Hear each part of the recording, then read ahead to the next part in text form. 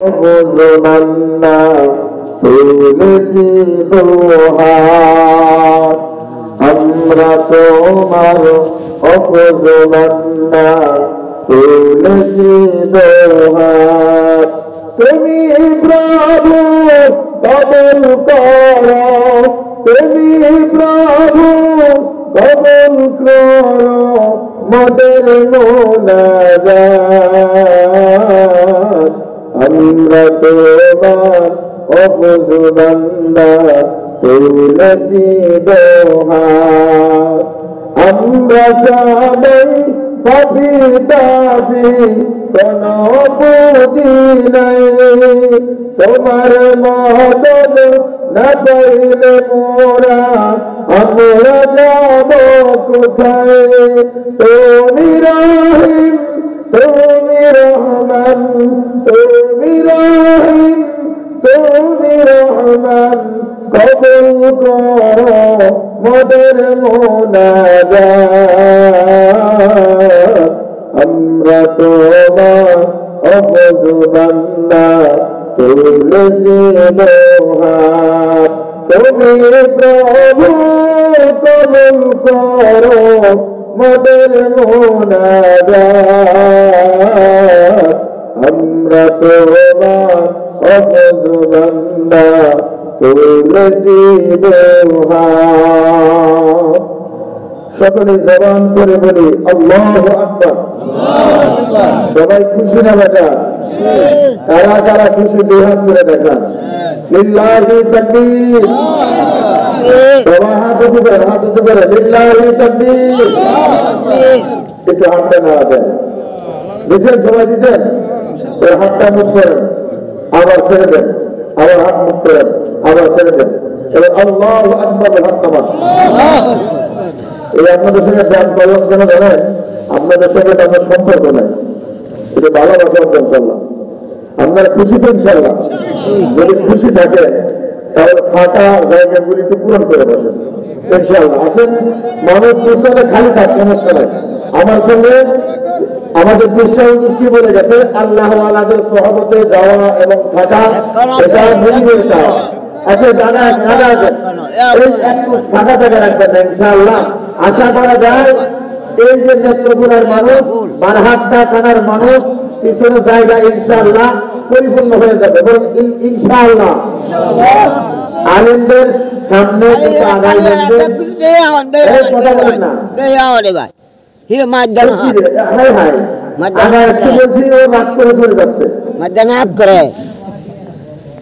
অল্প সময় আপনাদের সঙ্গে কথা বলবো।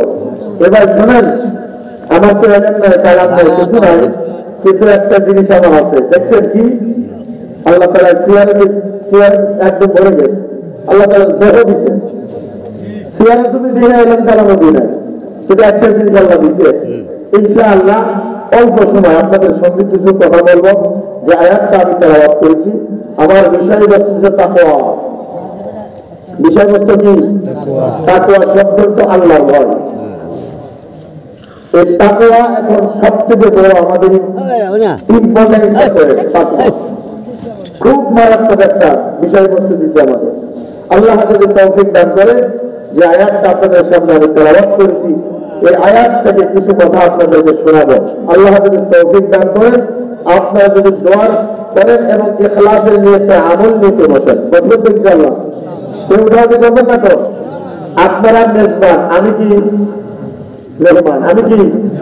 আপনাদের বাড়িতে যদি আপনার বিয়ে আছে, অথবা আপনার ছেলের শাশুড়ি আছে, অথবা বিয়ে আর বিয়াই আপনাদের বাড়িতে আসছে, এখন আপনি দরজা লাগাই রেখে অন্য বাড়ি চলে যাবেন না, তাহলে আপনি করবেন?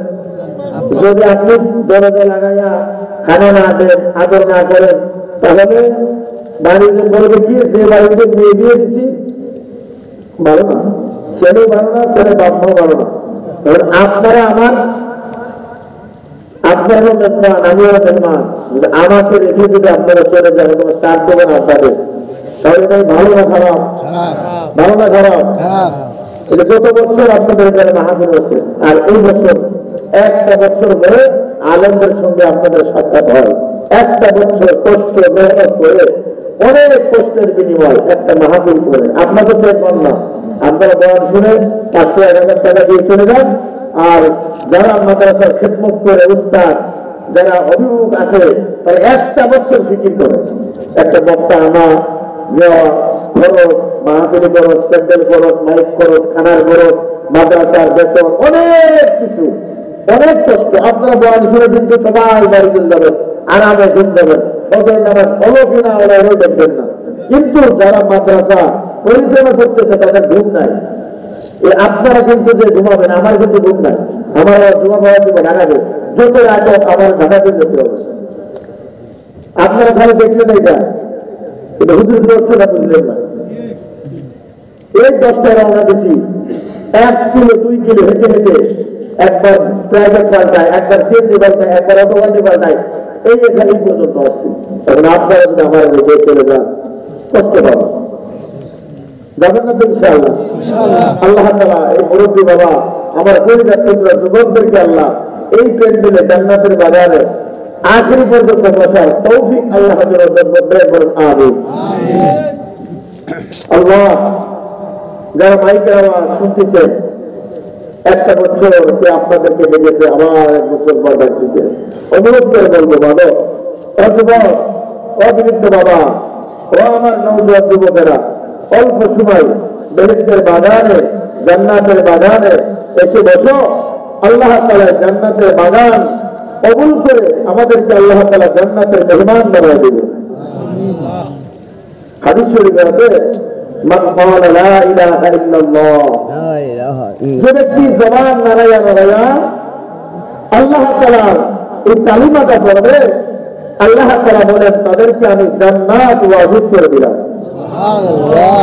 এই যে একবার সুবহানাল্লাহ পড়লেন, আল্লাহ তাআলা আপনার আমলনামায় একটা স্বর্ণের ইট দান করে দিবেন। সুবহানাল্লাহ। একটা রূপার ইট দান করবেন।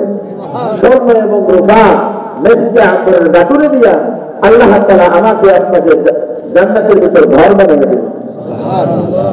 নবীজি বলেন, যে ব্যক্তি জান্নাতের বাগানে বসে সুবহানাল্লাহ আল্লাহ পাকের কাছে 4টে জিকির সব থেকে দামি, বলেন কয়টা?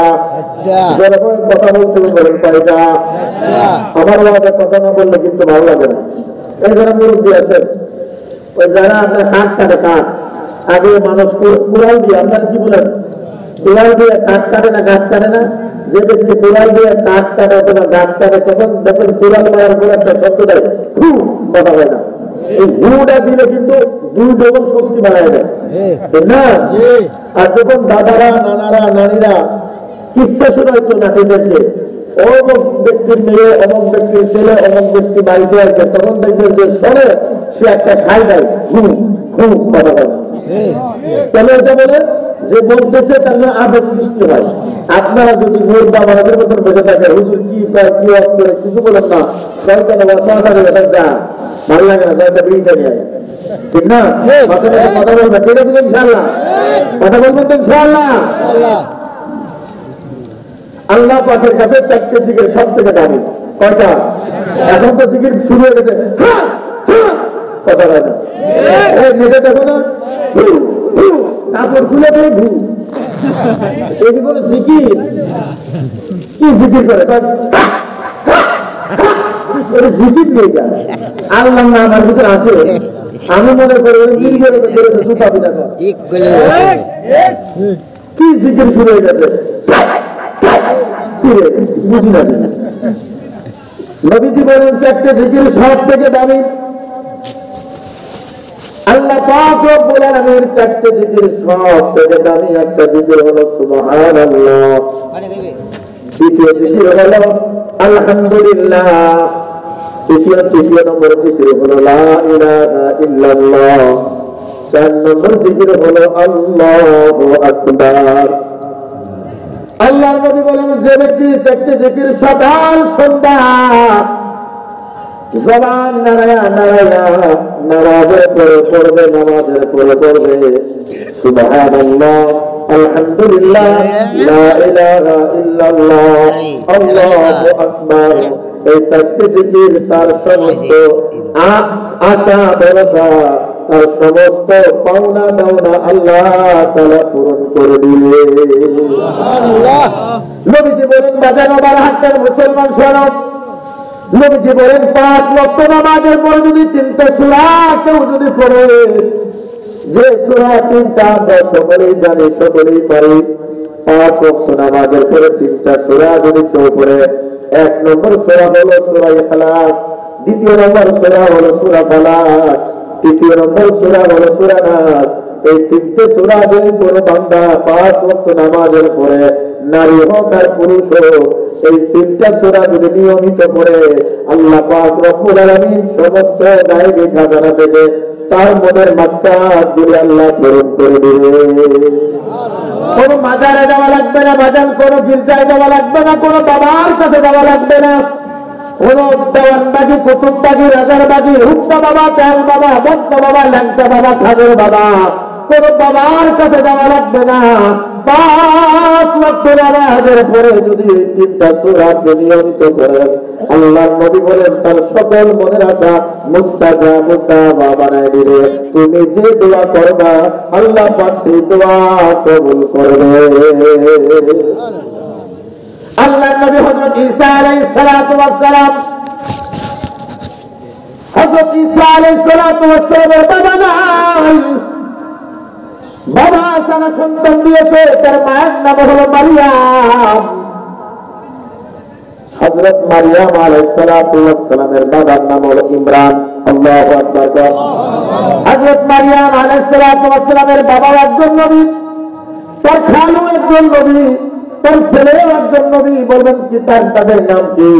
হযরত মারিয়াম আলাইহিস সালাতু ওয়াস সালামের বাবার নাম হযরত ইমরান আলাইহিস সালাতু ওয়াস সালাম। আল্লাহ পাক রব্বুল আলামিন পবিত্র কোরআনুল কারীমে একটা সূরা নাযিল করে দিয়েছেন, সেই সূরার নাম হলো আল ইমরান। হযরত মারিয়াম আলাইহিস সালাতু ওয়াস সালামের বাবার নাম ইমরান, হযরত মারিয়াম আলাইহিস সালাতু ওয়াস সালামের খালুর নাম হযরত জাকারিয়া আলাইহিস সালাতু ওয়াস সালাম।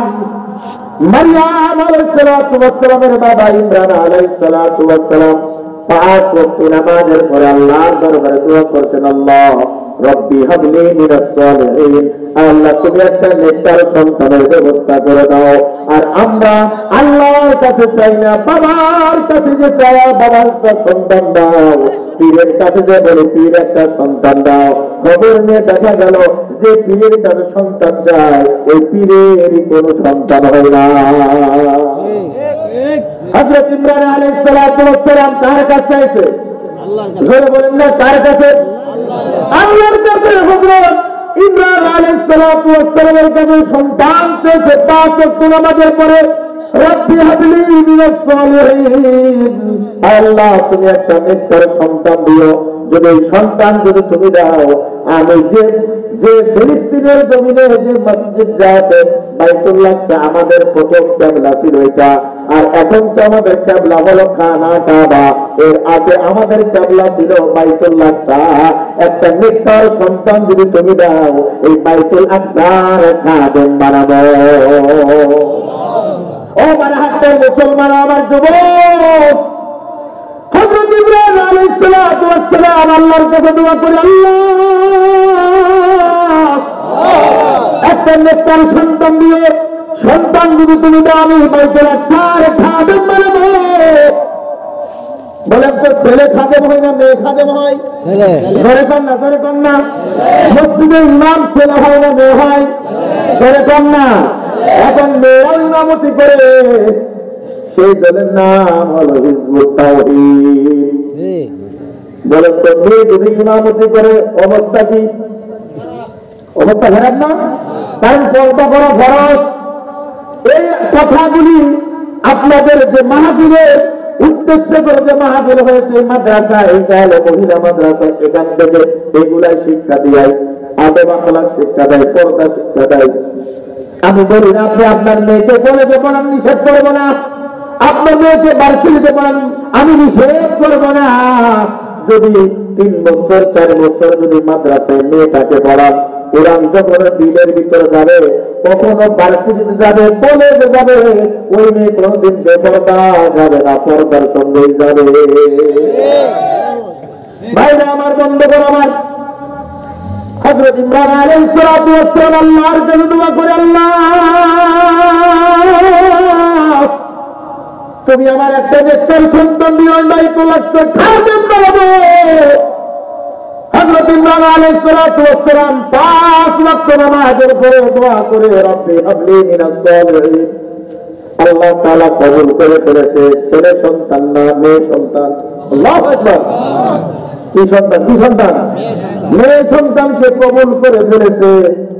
সেই মেয়ে সন্তানের নাম হলো হযরত মারিয়াম আলাইহিস সালাতু ওয়াস সালাম। ইমরান আলাইহিস সালাতু ওয়াস সালাম বাইতুল আকসার খাদেম, হযরত জাকারিয়া আলাইহিস সালাতু ওয়াস সালাম বাইতুল আকসার খাদেম।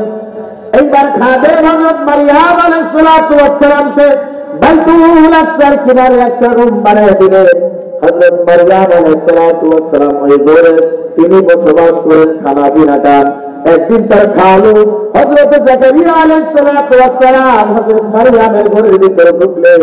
হযরত মারিয়াম আলাইহিস সালাতু ওয়াস সালাম আল্লাহর খুশি করার জন্য নামাজে দাঁড়িয়ে আছে, নামাজ পড়তেছে, রুকু করলেন, সিজদা করলেন, সালাম ফিরাইলেন। সালাম ফিরে দেখে আমার ঘরের ভিতর আমার খালু হযরত জাকারিয়া আলাইহিস সালাতু ওয়াস সালাম। এইবার জাকারিয়া বলে, ও মারিয়াম, এই যে তোমার খানার টুলির ভিতরে তোমার নামাজের সামনে এই ফলগুলি কোথায় পেয়েছো? আমি তো এই ফল জীবনে দুনিয়ায় দেখি নাই। এইবারে মারিয়াম আলাইহিস সালাতু ওয়াস সালাম বলে, খালু, এই ফল দুনিয়ার কোন ফল না, এই ফল দুনিয়ার কোন ফল না। আল্লাহ পাক রব্বুল আলামিন আমাদের প্রত্যেকদিন জান্নাত থেকে এই ফল ব্যবস্থা করে দেয়।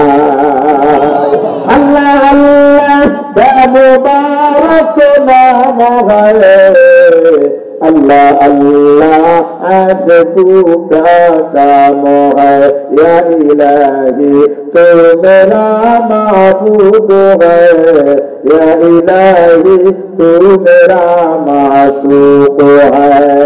এই জান্নাতের ফল খেতে হলে তাকওয়া অর্জন করতে হবে। তাকওয়া আল্লাহ পাক রব্বুল আলামিন বিভিন্ন জায়গায় বিভিন্ন ভাষায় তাকওয়ার আলোচনা করেছে।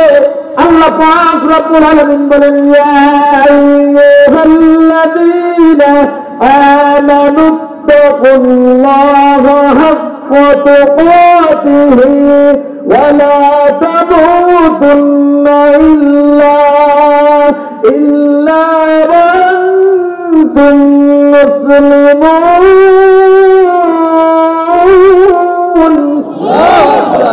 আল্লাহ পাক রব্বুল আলামিন ইয়ার উপর তাকিদ দিয়ে একটা খাড়া খবর লাগাইছে, ইয়া আইয়ুহাল্লাযীনা, হে ঈমানদারগণ। আল্লাহ পাক কিন্তু নামাজি বলে ডাকবেন নাই, কাফের বলে ডাকবেন নাই, মুসলমান বলে ডাকবেন নাই। গরু খাইয়ে কিন্তু মুসলমান হওয়া যায় না, নামাজ পড়লে কিন্তু মুসলমান হওয়া যায় না। আল্লাহ কয়, ইয়া আইয়ুহাল্লাযীনা আমানু, হে ঈমানদারগণ। ঈমানদার যারা, যাদের ভিতরে দুইটা গুণ আছে, তারা ঈমানদার। এক নম্বর গুণ হলো তাকওয়া।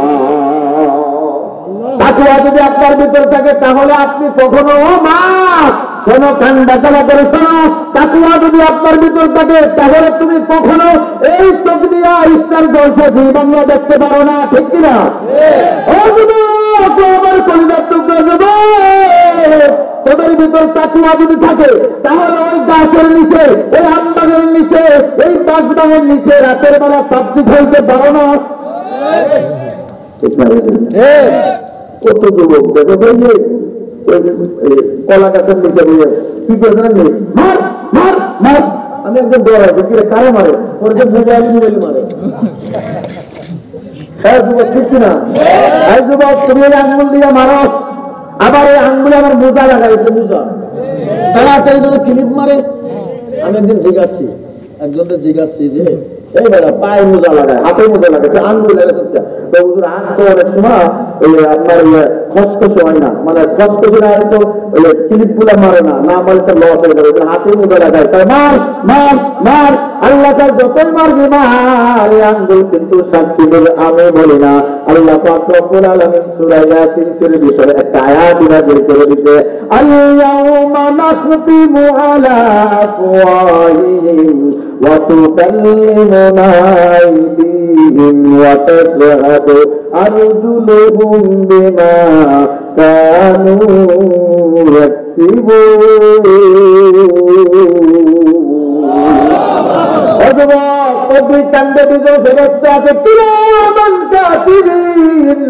তোরা মারতে বলিস কিন্তু লিখতে কিন্তু বলে না। হাতে সাক্ষী দেবে, চোখে সাক্ষী দিবে, পায়ে সাক্ষী দিবে, এই কানে সাক্ষী দিবে, বাঁচার কোন উপায় না। তাকওয়া অর্জন করো, তাকওয়ার বড় দান। যার দিনের ভিতর তাকওয়া আছে বাজার, ও পর্দার বাজার, আমার গুণ শোনো, তোমরা যে মাঝে মাঝে রাত্রে বেলা স্টার জলসা, জি বাংলা কিরণ মারা দেখো, তুমি মনে করো দুনিয়ার কেউ দেখে না, আমি মনে করি একজন দেখে, তার নাম কি? বলেন না, তার নাম কি? একটা ঘটনা মনে পড়ে গেছে, বলবো নাকি? কষ্ট হচ্ছে। এই আমাদের চট্টগ্রামের পুরান একটা মাদ্রাসা, বাংলাদেশের ভিতরে সব থেকে ঐতিহ্যবাহী একটা মাদ্রাসা। এই মাদ্রাসার প্রথম সিলসিলা হলো দারুল উলুম দেওবন্দ, যেখানে প্রতিষ্ঠিতা আল্লামা কাসেম নানুতুবি রাহমাতুল্লাহ আলাইহি। তিনার একটা ছাত্র, একটা গল্প পড়েছিলাম তাজকিয়াতুল আউলিয়ার ভিতর। তিনার একটা ছাত্র তার কাছে পড়ার জন্য আসছে, এসে বললেন, হুজুর আমার কিছু সবক দেন। বলল, হুজুর সবক দেওয়ার পরে বলছে, মা, ও আমার ভাই, ও আমার যুবক, ও আমার ছাত্র ভাইরা, তোমাকে আজকে একটা সবক দিব, এই চোখ দিয়া কখনো বেগানা নারী দেখবা না। ও বাংলাদেশের মুসলমান, কি সবক দিচ্ছে? এই চোখ দিয়া বেগানা নারী দেখবা না। কিন্তু আমাদের এলাকার ভিন্ন রূপ, চাষা চকি দেখে না, চশমা চকি দেয়, চার দোকানে বসে, সাইড দিয়ে রাস্তা আছে, মূল রাস্তা, পাশের বাড়ির একজন বৌদি যাচ্ছে অথবা মিলে যাচ্ছে, চাষা ভাই কি দেওয়া যায় রে? কথা হয় না। চশমার ভাই কি দেওয়া যায় রে? কথা হয় না। আর একজন চাষা অমুক বাড়ির, ওই অমুক বাড়ির ছেলে আব্দুর রহমানের দিদি, জিনিসটা তো সুন্দর, কথা হয় না।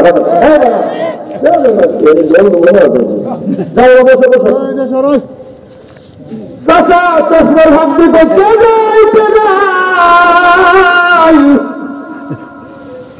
আর একজন বলে, কি পাশের বাড়ির সে অমুক ছেলের বউ আছে, ওর লোকটা তো দেখতে সুন্দর। এইবার যুবকরা এইবার শেষ দেয়, কেন শেষ দেয় জানেননি? তার ভিতর তাকওয়া নাই, এমন বুরকা ধরে, এমন টাইট বুরকা ধরে শরীরের সব অঙ্গ প্রত্যঙ্গ দেখা যায়। আবার মাঝে মাঝে বোতাম লাগায়, এই বোতাম লাগায়, এই জায়গা বোতাম, এই জায়গা বোতাম, যেখানে আকর্ষণ ওই জায়গায় বোতাম লাগায়। ইসলামে আছে তোমার ভিতরে যদি তাকওয়া থাকে, আল্লাহর ভয় থাকে, তুমি ঢিলা ঢিলা বুরকা পরবা। এখনকার নারীরা, নাতিরা, বোন বোনরা ঢিলাঢোলা পড়ে না, ঢিলাঢোলা পড়ে নানি আর খাবারা, আর নাতিদের বড় টাইট ফিট বোরকা।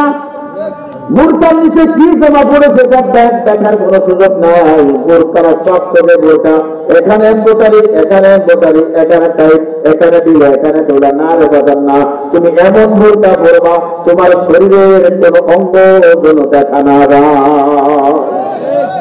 আল্লাহ কাসেম নানুতুবি রাহমাতুল্লাহ আলাইহি ডাক দিয়ে বলছে, ও হুসাইন, তুমি এই চোখ দিয়ে বেগানা নারী দেখবা না। আমার কান্দা জড়া করেছিল, আমি তাকওয়ার আলোচনা করতেছি। আমি কিন্তু বানোয়াট কথা বলার জন্য ঢাকার থেকে আসি না। আমি যেখানে বয়ান করি, আগে আমি নিজে ইসলাহ করি, আগে আমি নিজে পরিবর্তন হই, তারপরে আপনাদেরকে বয়ান শোনাই। এখন তার বক্তারা কানে বান্ডেল নিয়ে চলে যায়, কথা বলা যায়। আধা ঘন্টা একটা আওয়াজ করে না, 70,000, 82,000। আমি ইচ্ছা করে এখানে প্রাইভেট নিয়ে আসতে পারতাম, কিন্তু আমি ভাই 4টে গাড়ি পাল্টাই পর্যন্ত আছি, এখনো পর্যন্ত জিগাই না আমার কত হাতিয়া দিবেন। হুজুর আমারে বলছে, হুজুর 2,000 টাকা পাঠাই দিতে আছে। বলে না না, এই টাকা দেওয়ার বলছে আমার যদি আগ্রহ আমার খাবার দিয়া বলছে, এই টাকাটা তোমার কে ফেরত দিবে? এই টাকা আল্লাহর আদালতে মামলা দিবে, এই মামলা না দেওয়া পর্যন্ত আমার জান্নাত হবে না। তাকওয়া নাই, তাকওয়া নাই। আপনি যদি এই জায়গায় বসেন সুর শোনার জন্য, তাহলে আপনার গান শোনার দরকার নাই। আপনার দিলটা পরিবর্তন করতে হবে, নিয়তটা পরিবর্তন করতে হবে। না গান হুজুর যা বলুক আর বলুক, কুরআন হাদিসে যা বলবে আমলের নিয়তে বলবো। যতক্ষণ বলবে হুজুরকে রেখে যাব না, বেহেশতের বাগানে আসবো, কিন্তু যাওয়ার কোনো সিরিয়াল নাই। কথা বলে না কেন? আমারও আপনারা জন্ম দিছে, আসার একটা সিরিয়াল আছে, যাওয়ার কোনো সিরিয়াল নাই। আপনারা বেহেশতের বাগানে বসার সিরিয়াল আছে, ওটার কোনো সিরিয়াল নাই। এই বাগান শোনো, যদি এই প্যান্ডেলের কিনারে যদি আজরাইল দাঁড়ায় থাকে, তোমার জানটা কবজ করবে জান্নাতের রেশমে কাপড় দিয়া। আর যারা দোকানে, বাদামের দোকানে, পানের দোকানে, বিড়ির দোকানে, ফুচকার দোকানে আজরাইল যখন জানটা কবজ করবে, তোমার জানটা কোন দিক দিয়ে যাবে টেরও পাবা না। আর এই বেহেশতের বাগান যদি কোনো বান্দার হায়াত যদি শেষ হয়ে যায়, আল্লাহর নবী বলেন তাদের জানটা কবজ হবে রেশমে কাপড়ের মাধ্যমে। আর ওই জানটা নেওয়ার সঙ্গে সঙ্গে আল্লাহর নবী বলেন ওয়ালবিসু মিনাল জান্নাহ আফতাহু লাহু বাবাইদাল জান্নাহ, তাদের জন্য 8টা জান্নাতের দরজা খুলে দিবে। সুবহানাল্লাহ। জান্নাত কয়টা? 8টা। এই ওয়াজ করে বলছেন আপনারা, এই তো ওয়াজ ভুল। জান্নাত কয়টা? 8টা। একটা আলহামদুলিল্লাহ করতে না। জান্নাত কয়টা? একটা। জান্নাত কয়টা? দরজা হবে 8টা। আল্লাহু আকবার বলেন। এই মসজিদ কয়টা? সবাই কোন মসজিদ কয়টা? দরজা কয়টা? এই 2-3টে দরজা। তিনটে না? আমি কই নাকি 3টে মসজিদ? জান্নাত হবে 1টা, দরজা হবে 8টা। আল্লাহু আকবার। হযরত কাসেম নবী রাহমাতুল্লাহ আলাইহি হুসাইনকে ছাত্রকে বলছে, বাজান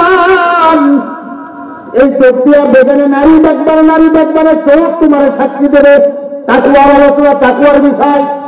আপনি মানেন আর না মানেন, আমল করেন আর না করেন আপনার বিষয়, কিন্তু আমার বলার দরকার, আমি বলবো। আপনি যখন রাস্তা দিয়ে হাঁটবেন, আপনার দিলের খবর আপনি নেবেন। ও দিল, আমার নজর কোন দিক, আমার নজর কোন দিক, নজর কোন দিক। এটা তাকওয়ার বিষয় বাজান। তাকওয়া টাকা দিয়ে কিনা যায় না, সম্পদ দিয়ে কেনা যায় না। তাকওয়া আসে আমল, আখলাক, ইখলাসের মাধ্যমে, আদব ওয়ালার মাধ্যমে।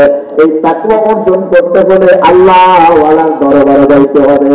এই আয়াতের লাস্টে আবার বলেছে ওয়াকুনু মাস সাদিকিন, যারা সাদিকিন সালেহিন তাদের তুমি বন্ধু হয়ে যাও। কাসেম নবী রাহমাতুল্লাহ আলাইহি ছাত্রকে ডাক দিল, ছাত্র এই চোখ দিয়ে বেগানা নারী দেখতে পারবে না। হুসাইন রাহমাতুল্লাহ আলাইহি সবকটা নিয়ে বাড়ি চলে গেছেন। তার বাবা নাই, একজন মা, তার কোনো ভাই নাই, তার কোনো বোন নাই। হুসাইন দরজার সামনে দিয়ে সালাম দিছে, আসসালামু আলাইকুম ওয়া রাহমাতুল্লাহ, আসসালামু আলাইকা ইয়া আহলাল বাইত। এই নবীর সুন্নাত, আমরা সালাম দিই না, দরজায় এমন করে লাথি মারে, এই সদিনের মাধ্যমে তো হলুদ পাকে কথা পায় না। এইবার সদিনের মাধ্যমে তুইও শুনেছিলি, আমিও শুনেছি, সাবধান কথা পাই না। আপনি সালাম দিবেন ঘরের ভিতর, আসসালামু আলাইকুম ওয়া রাহমাতুল্লাহ, সালাম দেবেন, দেখবেন আস্তে করে বিবি দরজা খুলে দিয়ে বলবে, এবার আপনি আমার স্ত্রীকে বলবেন ঘুমটা কি বেশি হয়ে গেছে, আই লাভ ইউ, এই কথা বলবেন, দেখবেন আপনার স্ত্রী আপনার উপরে খুশি। আপনি কেমন রাজি করেন, দরজা সালাম দেবেন না, আবার ধমক দেবেন, এবার উল্টা আপনার স্ত্রী আপনার ধমক দেয়, আপনি আবার ধমক দেন। এবার আপনি এবার স্ত্রী বল, তুই তালাক, তোর মা তালাক, তোর আব্বা তালাক, যে হুজুর বিয়ে হয়েছে হুজুরও তালাক। কথা হয় না? একদিন আমার একজন ফোন করে, হুজুর আমার বউরে আমি তালাক দিয়েছি, কয় তালাক? বলে 100 তালাক। বলে কেন দেছো? রাগ করে দিছি। মানুষ তো রাগ করে তালাক দেয়, কেউ কয় না দিবি তোরে আমি রাগ কেটে মিষ্টি গ্রাম তোরা তালাক দিলাম না, বাজান না। মানুষ রাগ ছাড়া ইচ্ছা করে কেউ তালাক দেয় না।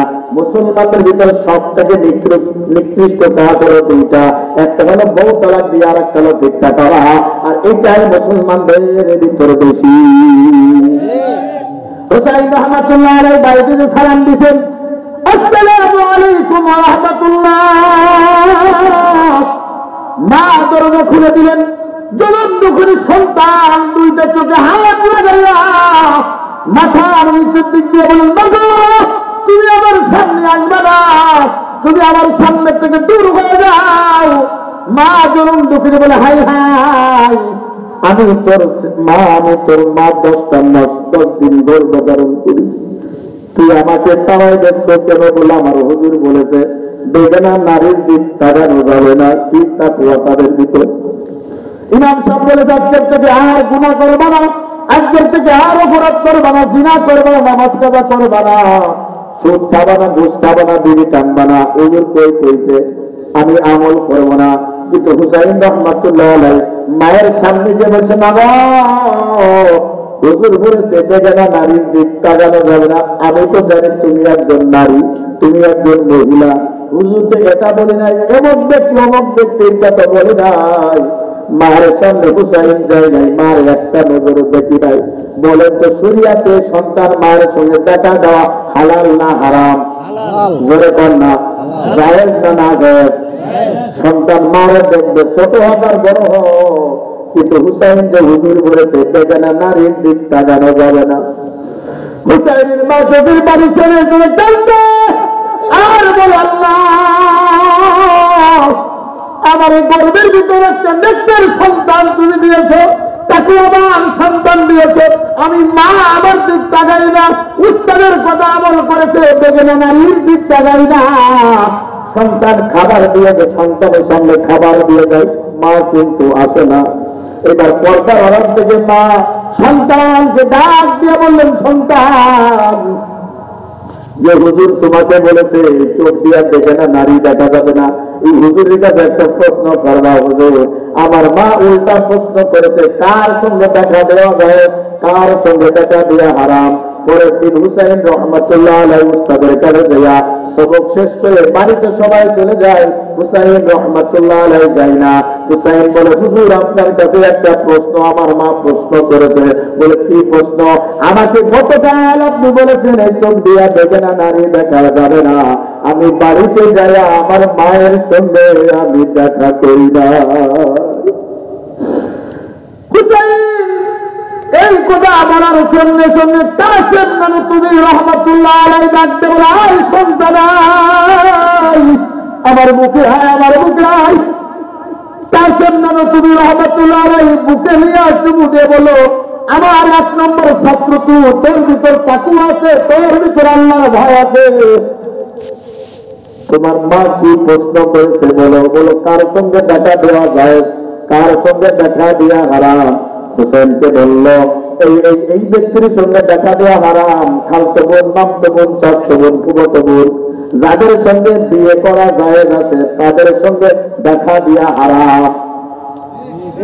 এখন আপনার ছেলেকে আপনি বিয়ে করাবেন, তাকওয়ার বিষয় উপযুক্ত হলো মেয়ে ব্যক্তি যাবে, যে ছেলে বিয়ে করবে উনি আর মা, খালা, নানান, নানি এগুলো যাবে, বাপেও যাইতে পারবে না, শরিয়াতে নিষেধ। কথা বলেন।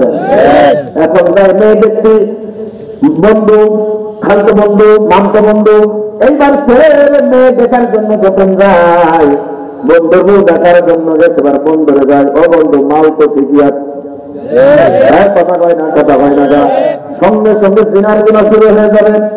দেখতে যাবে শুধু ছেলে, ছেলে দেখার অনুমতি আছে, মা দেখতে পারবে, নানি, খালা দেখতে পারবে, কোন পুরুষ তো দূরের কথা বাপেও যাইতে পারবে না বিয়ের আগে। অনেক জায়গায় দেখা যায় বাপ ছেলেকে বিয়ে করার জন্য নিয়ে গেছে, হঠাৎ করে দেখে বাপে ওই ছেলের বউকে বিয়ে করে ফেলেছে। শরিয়াতে হারাম।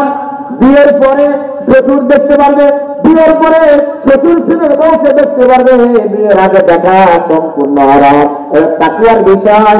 এই ওয়াজ যদি আমি করি বলবেন হুজুর এত ওয়াজ করার দরকার নাই, এই ওয়াজ তুমি বাইরে রেখে আসো, বাইরে রাখি আর না রাখি, এটা তাকওয়ার বিষয়, এটা ইখলাসের বিষয়, এটা আল্লাহর ভয়ের বিষয়। হুসাইন রহমাতুল্লাহ আলাইহি বলল, হুজুর বল এই ব্যক্তির সঙ্গে দেখা দেওয়া যাবে না, আর তোমার মায়ের সঙ্গে তুমি দেখতে পারবা। এমন দল মেরেছে। হুসাইন রহমাতুল্লাহ আলাইহি বাড়িতে এসে মার পাওটা জড়ায় ধরে বলল, মা আমার মাফ করে দাও, ভুল হয়ে গেছে, আমি আপনার সঙ্গে বিয়াদবি করে ফেলেছি, অন্যায় করে ফেলেছি, আমি তোমাকে কষ্ট দিয়ে ফেলেছি, মা তোমার সঙ্গে দেখা দিই নাই, তোমার সঙ্গে দেখা দিই নাই। হুসাইনের মা জড়াই ধরে বলল, বাবা আমি একজন গর্বিত মা, আমি আমার একজন গর্বিত মা, তোমার মতন সন্তান আমি পেটে ধরেছি। তুই এই বয়সে তোমার ভিতর যে তাকওয়া, তোমার ভিতর যে ইখলাস, আমি বিশ্বাস জগতের একজন তুমি ভালো আলেম, একজন ওলি হয়ে যাবা। আল্লাহ পাক রব্বুল আলামিন বলেন, ইন্না আক্রামাকুম ইনদাল্লাহি আতকাকুম ইন্নাল্লাহা আলিমুল খাবীর।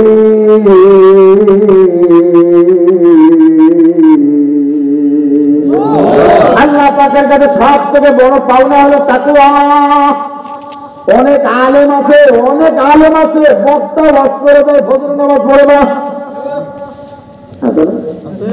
অনেক হাজি আছে, 7 লাখ টাকা খরচ করে ওয়াজ করে আসে, কিন্তু নাক দেখে রেখে বোমা আগে খাইতো সুদ 1100 টাকা, হজ করে আসে 1200 টাকা খাই আছে কিনা?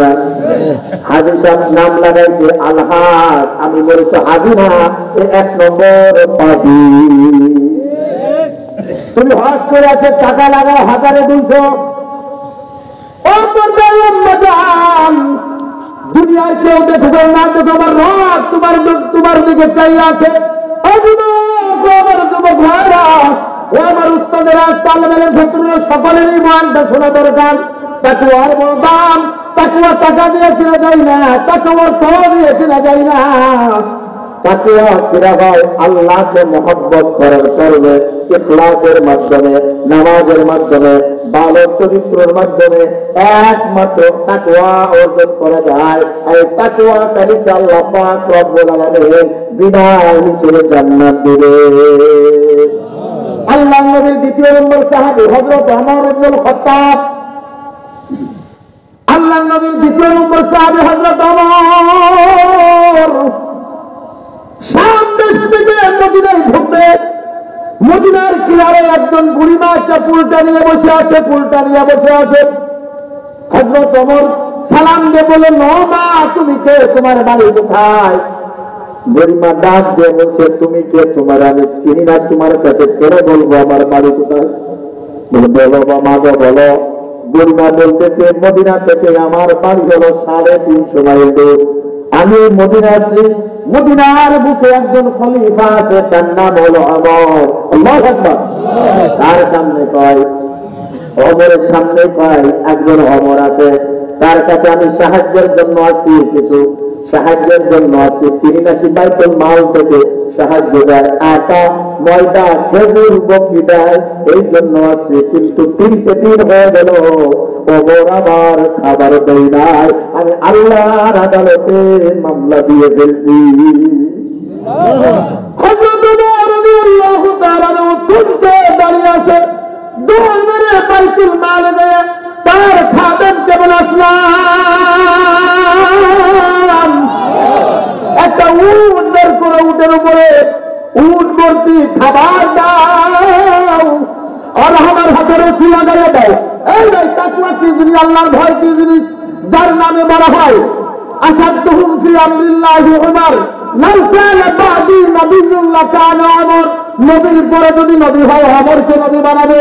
এর ভিতর তাকওয়া কেমন?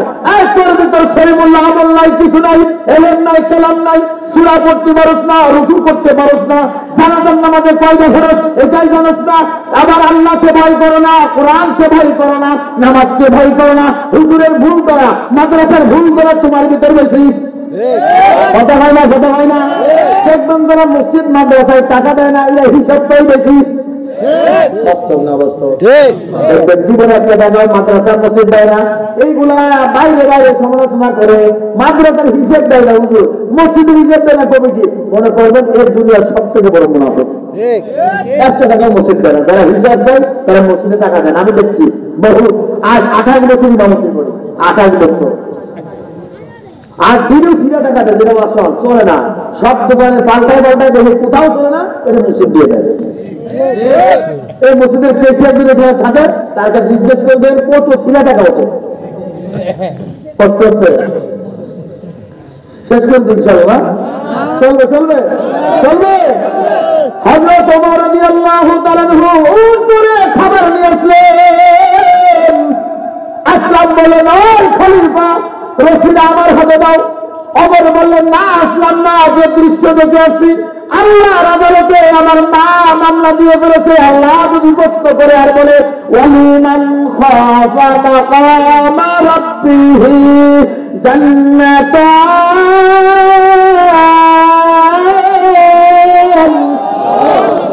আল্লাহর আদালতে দাঁড়ায় হিসাব দিতে হবে। ওমরের ভিতর তাকওয়া ঢুকে গেছে, আল্লাহর ভয় ঢুকে গেছে। ও আসলাম, রশিদা আমার হাতে দাও। রশিদা ধরে ধরে ভর্তি খাবার নিয়ে জনম দক্ষিণ মায়ের সামনে হাজির আর বললেন, ও মা গো, এই দাও তোমার জন্য খাবার এনেছি, যদি ফেরা যায় আবার বলবা তোমার খাবার আবার দিয়ে দিব। এইবার গরিমা ডাক দিয়ে বলছি কি, আল্লাহ এই জামানার ভিতর মদিনায় আমাকে বাদশা না বানায়, যদি মেরে বানাইতে ভালো হতো,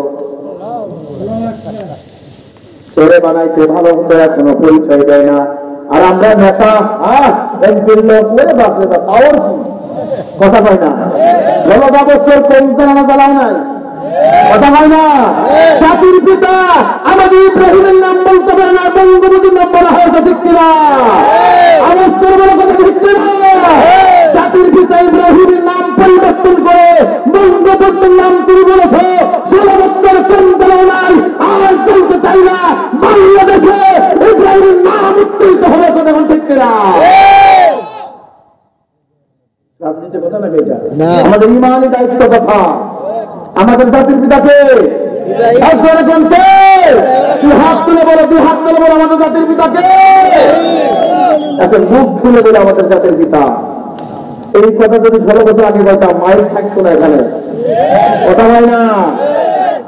আল্লামা বেরোজ ভাই একটা কথা বলে গেছে, গাছের গোড়া ধরে যখন নাড়া দিবে দিল্লির জমিনে পড়তে হবে, কথা বলেন ঠিক কিনা? আমি রাজনীতি বলার জন্য আমি আসি নাই। হযরত ওমর একজন খলিফা বাদশাহ, তুমি একজন চেয়ারম্যান মেম্বার, তোমার বাড়ি 4 তলা, কর্মীর বাড়ি হলো কুড়ে ঘর।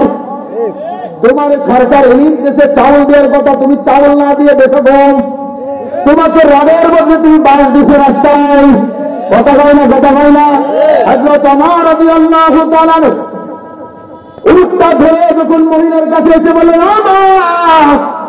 আবার যদি তোমাকে লাগে আবার তোমাকে দেবো। এইবার গরিব আল্লাহর কাছে দোয়া করেছে, আল্লাহ এই বাদশা মদিনার বাদশা যদি আমার না হয়ে যদি যুবক হতো, মদিনার লোকরা আরো ভালো চলতো, ভালো চলতো। এইবার অমর পরিচয় না দিয়ে বলো, মাগো তুমি যা বিচার তুমি করো, তুমি যা বিচার অমরের তুমি করো, কিন্তু আল্লাহ আদালতে অমর নামে মামলা দিও না। এইবার গরিমা ডাক দিয়ে বলছে, যুবক তুই তো মনে হয় অমরের আশেক, ভালোবাসো। বলে, না না মা, তুমি যে অমরের বদনাম করতেছো সেই অমর হলো আমি, সে অমর হলো আমি। মা তুমি বিচার করো, আল্লাহ আদালতে বিচার দিও না। মা তাকওয়া কেমন জিনিস, ইন্না আক্রামাকুম ইনদাল্লাহি আতকাকুম ইন্নাল্লাহা আলিমুন খাবীর। তাকওয়া আছে অহংকারের বিনিময় না, তাকওয়া আছে ভদ্রতা নরম দিলের মাধ্যমে, আছে ইখলাসের মাধ্যমে। মানুষ যত ছোট হবে তাকওয়া তত বেড়ে যাবে, মানুষ যত নিচে হয়ে আসবে তার তাকওয়া আল্লাহ তত বৃদ্ধি করবে। হযরত ওমর বেড়াই করে বললেন, না গো, আল্লাহর আদালতে বিচার দিয়েন না। সে ওমর রাদিয়াল্লাহু তাআলা রাস্তা দিয়ে হাঁটে, কিন্তু সবাই ভয় পায়, শয়তান পর্যন্ত ভয় পায়। হযরত ওমরের নামটা শুনলে মদিনার অলিতে গলিতে খানা বন্ধ হয়ে যায়, শয়তান পর্যন্ত 40 দিন রাস্তা দিয়ে হাঁটে না। হযরত ওমর রাদিয়াল্লাহু তাআলা একদিন খবর পাইলেন, এই মদিনার শহরে একজন জলিল কদর সাহাবী আছে, তার নাম হলো হযরত হুযায়ফা ইবনুল ইয়ামান। নবীজির কাছের একজন সাহাবী, নবীজির কাছের একজন সাহাবী। নবীজি যখন দুনিয়া থেকে আজাদ হয়ে গেল 63 বছর বয়সে, তখন আল্লাহ নবী নিজের হাতে মদিনার একটা লিস্ট দিলেন, লিস্ট তালিকা দিলেন, তালিকা। এই মদিনার ভিতর এই এই এই এই ব্যক্তি মুনাফিক, এই ব্যক্তি মুনাফিক।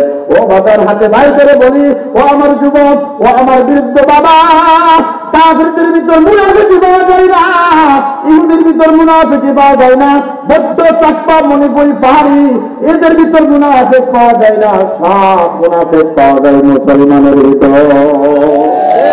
কথা বলেন না তা? শুধু মুনাফিকি শুধু এটা নয়, মুনাফিকের হালত অনেক প্রকার, অনেক প্রকার। মুনাফিক মানে শুধু এটাই নয়, তাই নয়। মুনাফিক নামাজের ভিতরে মুনাফিকি করে, যারা মানুষ দেখানোর জন্য নামাজ পড়ে তারাও কিন্তু মুনাফিক। আর যারা নামাজের ভিতর যদি সুন্দরভাবে খুশুর সঙ্গে না দাঁড়ান, এরাও কিন্তু মুনাফিক। মুনাফিক কোন বেদিক ধর্মের ভিতর পাওয়া যায় না, একমাত্র পাওয়া যায় হলো মুসলমানের ভিতর। ওরে বাপরে বাপ, 5 ওয়াক্ত নামাজ জামাতে পড়ে, তসবিহ 5 বার চাপতে চাপতে মসজিদের দেওয়ার আসে, তাহাজ্জুদ কাজা করে না, সমাজে এমন বিলিঙ্গি লাগা রাখছে 40 বছর ধরে না। ওরে বাপরে বাপ, হাজির রুমাল গাইতে করে আর ওই জমিনের আলকাতে ওর আলকাকে হক নষ্ট করে ফেলায়। কথা কয় না, কথা বলে এমন লোক বারহাট্টা আছে কিনা, বেড়াটা আছে কিনা? হযরত ওমর রাদিয়াল্লাহু তাআলা দ্বিতীয় নম্বর খলিফা, হযরত ওমর ইবনুল খাত্তাব। 1 নম্বর খলিফা হলো হযরত আবু বকর সিদ্দিক, দ্বিতীয় নম্বর খলিফা হলো হযরত ওমর ইবনুল খাত্তাব। তিনি খবর পাইলেন এই মদিনার জমিনে আল্লাহর নবী ওফাত হওয়ার পরে একটা লিস্ট দিয়ে গেছে, মুনাফিকের লিস্ট। এই মদিনার ভিতরে এই এই এই ব্যক্তি মুনাফিক, এই ব্যক্তি মুনাফিক, এই ব্যক্তি মুনাফিক। হযরত ওমরের চোখে ঘুম নাই। হায় হায় হায় হায়, এই লিস্টের ভিতর আমার নামটা যদি থাকে তাহলে আমার জাহান্নাম ছাড়াও উপায় নাই। ওই জাহান্নামের আগুন একদিন নয়, 2 দিন নয়, 3000 বছর জ্বালাইতে জ্বালাইতে জ্বালাইতে জ্বালাইতে কালো বানায় ফেলছে। জাহান্নামের ফেরেশতা বলে, ও মালিক, কেন তুমি জাহান্নামের আগুন কালো বানাইছো? আল্লাহ কইতে, আমি খলাকাল ইনসান, এই মানব জাতিকে আমি সুন্দর করে বানাইছি। আমি হাত দিছি, পা দিছি, জবান দিছি, বাজান। এই যে জবান দিয়ে তুমি কথা বলতে পারতে না, এই জবান দিয়ে কথা বলা শিখাইছে কে? বলবেন না কে? তুমি হাঁটতে পারছো না, হাঁটা শিখাইছে কে? এই কন্ট্রোনালি দিয়া তুমি কিছু খাইতে পারতো না। মায়ের স্তনে একটা নয়, 2টা নয়, 32টা ছিদ্র দিয়া, গরমও না, বেশি ঠান্ডাও না, হালকা গরম হালকা ঠান্ডা, মিষ্টি বেশিও না, মিষ্টি কমও না, হালকা মিষ্টি দিয়া 32টা মায়ের স্তন ছিদ্র দিয়া তোমার কণ্ঠনালীতে শিশু কণ্ঠকে বসাইছে কে? এই বান্দা, এই মাওলারে কেমনে ভুললি? কার দুটাই পড়িয়া এই রবরে ভুলে গেছি, কার দুটাই পড়িয়া আমার মাওলাকে ভুললি? হযরত ওমর রাদিয়াল্লাহু তাআলা আনহু জগতের বাদশাহ, দ্বিতীয় নম্বর খলিফা হযরত ওমর। খবর পাইল আব্দুল্লাহ বিন হুযায়ফা ইবনুল ইয়ামানের কাছে একটা লিস্ট দিছে। একদিন গভীর রজনীতে একটা রুমাল মুড়ি দিয়া তার সামনে দিয়ে যায় না। হযরত ওমর ইবনুল খাত্তাব হযরত হুযায়ফা ইবনুল ইয়ামানের বাড়ির সামনে গিয়ে সালাম দিতেন, আসসালামু আলাইকুম ওয়া রাহমাতুল্লাহ, আসসালামু আলাইকুম ওয়া রাহমাতুল্লাহ। হযরত হুযায়ফা ইবনুল ইয়ামান দরজা খুলে দেখে বাদশা আমার বাড়ির সামনে, বাদশা আমার বাড়ির সামনে। হযরত হুযায়ফা ইবনুল ইয়ামান লাফ দিয়ে উঠে বলে, বাদশা, আমাকে খবর দিলে তো আপনার বাড়িতে আপনার রাজপ্রাসাদে আমি চলে যাইতাম। ওমর ডাক দিয়ে বলে, কি আমি একটা তোমার কাছে আসছি, এটা গোপনীয়, কেউ জানবে না। বলে, কি ওমর? বলো, তোমার কাছে আল্লাহর নবী, বিশ্ব নবী মুহাম্মদুর রাসূলুল্লাহ সাল্লাল্লাহু আলাইহি ওয়াসাল্লাম একটা লিস্ট দিয়েছে, মুনাফিকের লিস্ট। এই লিস্টের ভিতর আমার নামটা আছে নাকি দেখো। হযরত হুযায়ফা ইবনুল ইয়ামান হযরত খলিফাকে আঙুল করে বলল, ওই খলিফা, আল্লাহর নবী এই কথা বলতে নিষেধ করেছে, কার নাম মুনাফিকের কাছে আছে কিনা এটা বলা যাবে না, অনুমতি নাই, অনুমতি নাই। হযরত হুযায়ফা ইবনুল ইয়ামান এই কথা বলতে দেরি হযরত ওমর একদমই বাড়িতে চলে গেছে। বিবিকে সালাম দিয়ে বললেন, বিবি আমাকে একটু শোয়ার ব্যবস্থা করে দাও, একটা বালিশ দাও, একটা বিছানা দাও। হযরত ওমরের বিবি আব্দুল্লাহর মা ডাকতে বলল, স্বামী গো, দেখলাম ভালো মানুষ গেলে কান্না করতে করতে বিছানায় ঘুমাইলে, কারণ কি? হযরত ওমর কোনো কথা বলে না। আল্লাহর নবী একদিন বিশ্বাসের একটা কথা বলে গেছে, মনে আছে কিনা জানি না। আল্লাহর নবীর সঙ্গে আম্মা জান আয়েশা দৌড় খেলা খেলছে, বলছে না, দৌড় খেলা খেলেছে। একদিন আল্লাহর নবী চাঁদ রাত্রে উপর দিক তাকায় দেখে আকাশের তারকা, লক্ষ লক্ষ তারকা। আম্মা জান আয়েশাকে বলে, আয়েশা এই আকাশের তারকা গুণে শেষ করা যায়? আমার একজন সাহাবী আছে, ওই সাহাবীর নেকি গুণে শেষ করা যায় না। আম্মা জান আয়েশা চোখের পানি ছেড়ে ছেড়ে মনে মনে চিন্তা করতেছে, মনে হয় আমার বাবার নাম। আল্লাহর নবীর দুইজন সাহাবী হলো শ্বশুর, দুইজন সাহাবী হলো জামাই। আল্লাহু আকবার। হযরত আবু বকর ওমর হলো শ্বশুর, আর হযরত আলী এবং উসমান হলো নবীজির জামাই। আম্মা জান আয়েশা মনে মনে চিন্তা করতেছে, কত আমি সাহাবী, আমার বাবা আবু বকর হলো। আয়েশা জিজ্ঞাসা করে ফেলেছে, ইয়া রাসূলুল্লাহ, সেই সাহাবীর নামটা একটু জানতে চাই। আল্লাহর নবী ডাক দিল, আয়েশা এই সাহাবীর নাম হলো হযরত ওমর ইবনুল খাত্তাব।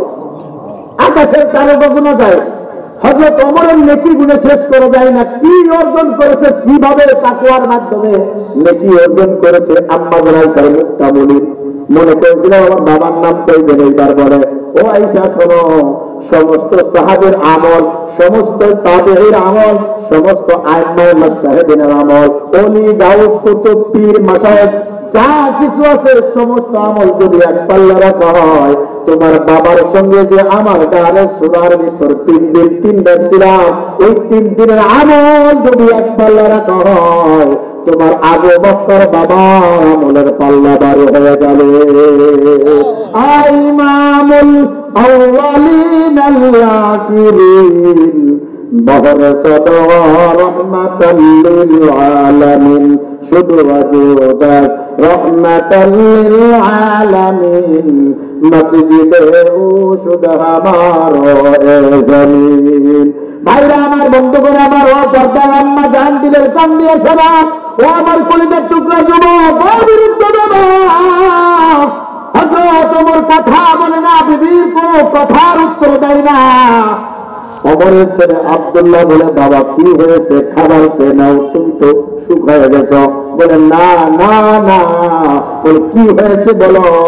বলে, আমি হুযায়ফা ইবনে ইয়ামানের কাছে গিয়েছিলাম, আল্লাহর নবী একটা মুনাফিকের তালিকা করেছে, আমি জিজ্ঞাসা করার জন্য গিয়েছিলাম, ও হুযায়ফা আমার নামটা মুনাফিকের খাতায় আছে নাকি?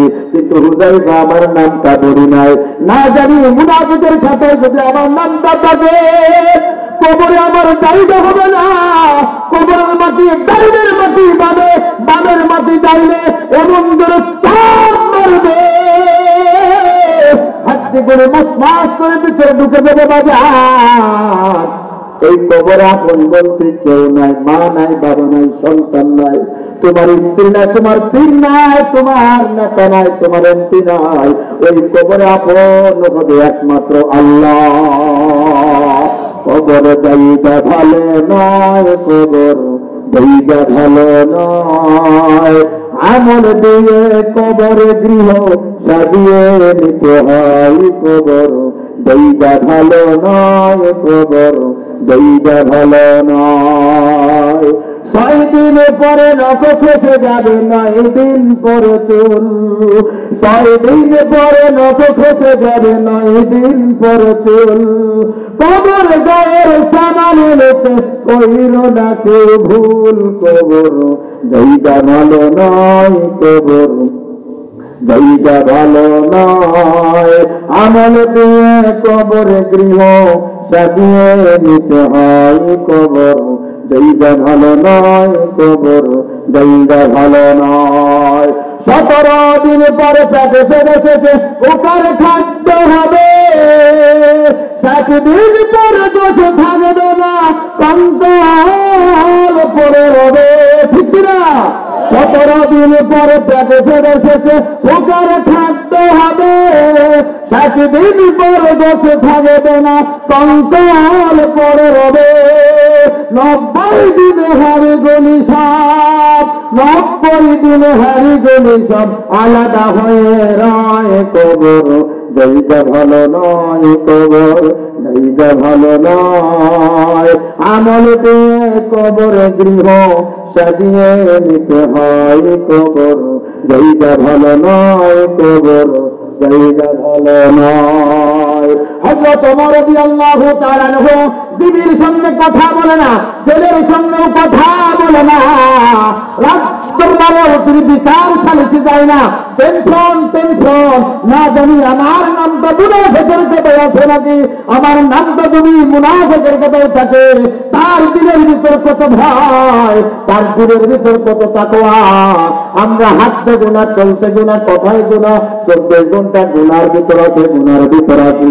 ও বিরুদ্ধ বাবা, তোমার চুলটা ছিল কালা, হয়ে গেছে সাদা। তোমার মুখের দাড়ি ছিল কালা, হয়ে গেছে সাদা।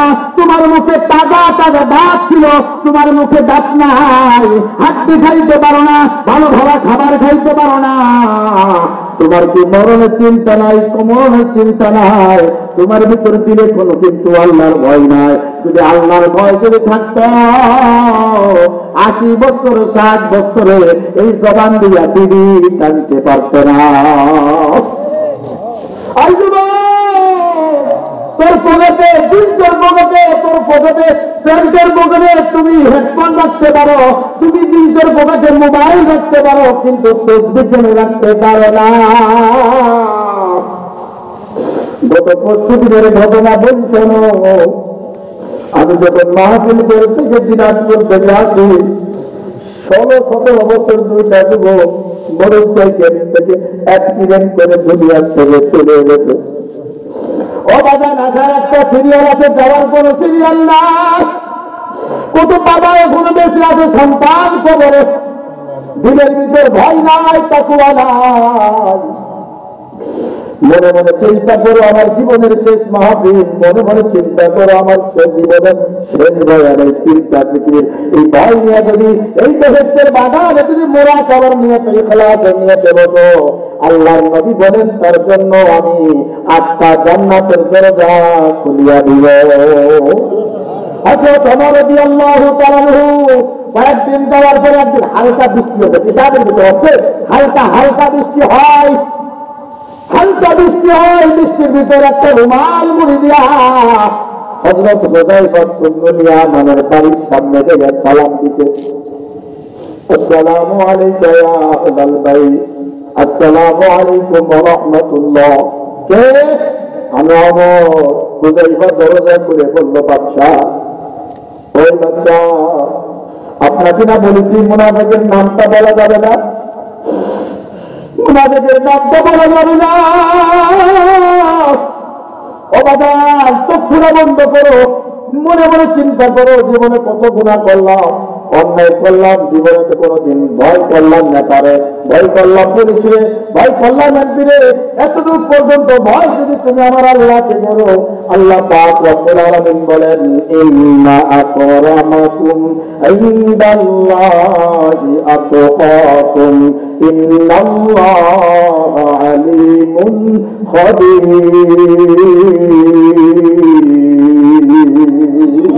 এই ভয়টা যদি তুমি করতে পারো, আফ্রিকার জঙ্গলের কালো মানুষ বিলাল হাবাসির মতো তোমাকে আল্লাহ মর্যাদা দিয়ে দিবে। ও বারহাট্টার মুসলমান বিলাল কেমন জানো? বিলালে দেখতে মনে হয় আফ্রিকার একটা জঙ্গলের কালো মানুষ। তার চুল ছিল উস্কো খুস্কো, তার ঠোঁট ছিল ঝুলো, তার চেহারা ভালো ছিল না, এত কালার কালা। তার নাম দিয়েছিল কালো কাউবা, কালো কাউবা। দুনিয়ার ভিতরে সব থেকে বেশি কালো হলো কাক, যেরকম কথা ঠিক কিনা? বিলাল হাবাসির নাম দিয়েছে কালো কাউবা। কিন্তু আল্লাহকে এত পরিমাণ ভয় করেছে, তাকওয়া অর্জন করেছে। আল্লাহ পাক বলেন, ও নবী শোনো শোনো, সবার আগে তোমার জান্নাতি হুর জান্নাতি বহনের লাগাম ধরে ধরে ধরে ধরে বিলাল হাবশী জান্নাতে চলে যাবে।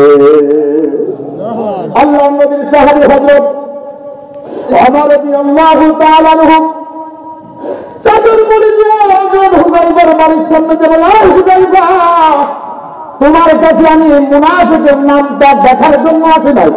তাহলে কেন আসছো? বলে, এই মুহূর্তে যদি আমি মারা যাই তুমি কি আমার জানাজায় উপস্থিত হবে নাকি? হাদিস শরীফে আছে। ওই মদিনার শহরে হুযায়ফা যদি জানাজায় শরীক হয় তাহলে মনে করে এটা মুমিনের জানাজা, আর যদি শরীক না হয় এটা মুনাফিকের জানাজা। হযরত ওমর এই কথা বলছে, ওই বাদশা তোমার মতন বাংলাদেশের মতন নয়, অর্ধজগতের বাদশা, যাকে নবী বলেছে আল্লাহ, শুধু নবী নয় আল্লাহ পাক হযরত ওমরের ইশারা অনুযায়ী কথা অনুযায়ী কুরআনুল কারীমে কয়েক টুকরা আয়াত নাযিল করেছে। সুবহানাল্লাহ, সুবহানাল্লাহ বলেন না? হযরত ওমরের মর্যাদা কত জানো? হযরত ওমরের মর্যাদা ডান দিকে হযরত আবু বকর, ঘুমায় বাম দিকে হযরত ওমর। দুনিয়ায় যেমন বাদশা, আখিরাতে আল্লাহ বাদশা বানায়। সেই বাদশা ভয়ে, আল্লাহর ভয়ে, তাকওয়ার কারণে হযরত হুযায়ফা ইবনুল ইয়ামানের বাড়ির সামনে যাওয়া ভিখারির মতন, অসহায়ের মতন কাকুতি মিনতি করে, এই হুযায়ফা যদি আমি এই মুহূর্তে মারা যাই তুমি আমার জানাজায় শরীক হবা নাকি? হুযায়ফা ইবনুল ইয়ামান জয় করে চুমু খেয়ে বলেন, ওমর এই মদিনার কেউ যদি তোমার জানাজায় শরীক না হয় সবার আগে আমি হুযায়ফা তোমার জানাজায় শরীক হব। হযরত ওমর বুঝে ফেলেছে আমার নামটা মুনাফিকের কথাই না। এই যুবক বাবা শোনো, কোনদিন তো জিজ্ঞেস করেছে ইমাম সাহেব, হুজুর আমার সূরা ফাতিহা ঠিক আছে কিনা, আমার সূরা ফাতিহা হচ্ছে কিনা? এটা জিজ্ঞাসা না, যে জিজ্ঞাসা কোনটা? ওই চাচা তোমার জমিতে আমার জমি এক জায়গা, তোমার দান ভালো হয় আমার দান ভালো না, কোন ওষুধ দিচ্ছ? এই ফিকির তোমার ভিতর। একতলা বাড়ি করেছো, কোনে 2 তলা বাড়ি করবা? 1 লাখ টাকার মালিক হয়েছে, কোনে 2 লাখ টাকার মালিক হবা? এই একটা, এই ফিকির, এই চিন্তা, এই মেহনত তোমাদের ভিতর তো আমরা লাখ টাকার পরিবর্তন নাই। নামাজ পড়ি না, এখন থেকে পড়বো। দাঁড়িয়ে রাখি না, এখন থেকে রাখবো। মিথ্যা বলেছি, এখন থেকে মিথ্যা বলবো না। তারা যারা বারবি হাত করে দেখায় দাও। আল্লাহ আমাদের হাতগুলি কবল করো, যেরকম না আমিন। আল্লাহ আমাদের হাতগুলি কবল করো। আল্লাহ যে ওয়াদা করেছি ওয়াদাগুলি কবল করো। আল্লাহ ঈমানের সঙ্গে তাকওয়াবান হয়ে আল্লাহ কবর তৌফিক দান করো। আল্লাহ পাক রব্বুল আলামিন আয়াতে বলে, ইয়া আইয়ুহাল্লাযীনা আমানুত্তাকুল্লাহ, হে ঈমানদারগণ তোমরা আল্লাহকে ভয় করো। ওয়া কুনু মা'আস সাদিকিন, এমন ভয় করো যাদেরকে দুইটা গুণ আছে, সাদিকিন সালিহিন, আল্লাহর বন্ধু যারা তাদেরকে ভয় করো। যেমন করেছিল হযরত বিলাল। আর বিলালের উমাইয়া মারতে পিঠের চামড়া তুলে ফেলেছে বাজান। তার দেহের ভিতর শরীরের ভিতর মাঝে মাঝে দেখবেন রাস্তা ভেঙে গেলে এক জায়গা ভালো এক জায়গা খারাপ, দেখুন না মাটির রাস্তা এক জায়গা নিচে এক জায়গা বসা। বিলাল হাবশীর পিঠটা হযরত ওমর দেখে চোখের পানি রাখতে পারেন না। হযরত ওমর একদিন বিলালকে জিজ্ঞাসা করে, বিলাল আমি তো নবীরে হত্যা করতে যাইয়া মুসলমান হয়েছি, তুমি কেমন ভাবে মুসলমান হয়েছো? হযরত বিলাল হাবশী জামাটা উঁচু করে দিয়ে বললেন, ও ওমর তাকাই দেখো আমার পিঠে এমন কোন জায়গা বাকি নাই কয়লা, বরং কয়লা আমার পিঠের উপরে দিচ্ছে গোস্তগুলি খসে খসে হাড্ডিগুলির ভিতরে ঢুকে গেছে। হযরত বিলাল হাবশী এত নির্যাতন হয়েছে, হযরত বিলাল হাবশী উমাইয়ার হাতে এত নির্যাতন হয়েছে, তাকে পাগলা বুড়ার সঙ্গে বেঁধে মক্কার অলিতে গলিতে ঘোরাইতো আর বলতো, বিলাল কালিমা ছেড়ে দে, লাখ মারাতের উপর ঈমান আন, তোকে আমি টাকা দেবো, অর্থ দিব, সুন্দর বিবি দিব। ওই যুবক শোনো, বিলাল হাবশী এই সাহার আঙ্গুল উঁচু করে বলো, আর উমাইয়া শোনো, যে নবীর কালিমা আমার ভিতরে ঢুকাইছি, যে আল্লাহর ভয় তাকওয়া আমার ভিতরে ঢুকাইছি, বের করা যেমন সম্ভব নয়, আমার আল্লাহর স্লোগান আহাদ আহাদ বলা আমি বন্ধ করবো। হযরত বিলালকে 2 হাত বাঁধলেন, 2 পা বাঁধলেন, পিঠের উপরে বুকের উপরে পাথর দিলেন, আর চারি সাইডে রড দিয়া জড়ি দিলেন, ভিতরে কয়লা দিয়ে আগুন ধরা দিয়ে বললেন, আই দুষ্ট কাজেররা, পাথরে আগুন ধরা দে, কয়লা আগুন ধরা দে। বিলাল হাবেশীর নির্যাতন আরো বাড়া দে, আল্লাহু আকবার, আরো বাড়া দে, আরো বাড়া দে, আরো বাড়া দে। বিলাল হাবেশীর যখন বালু ওই কয়লা এবং পাথর গরম হয়, বিলাল হাবেশীর চামড়া খুলে খুলে জমিনে পড়ে যায়।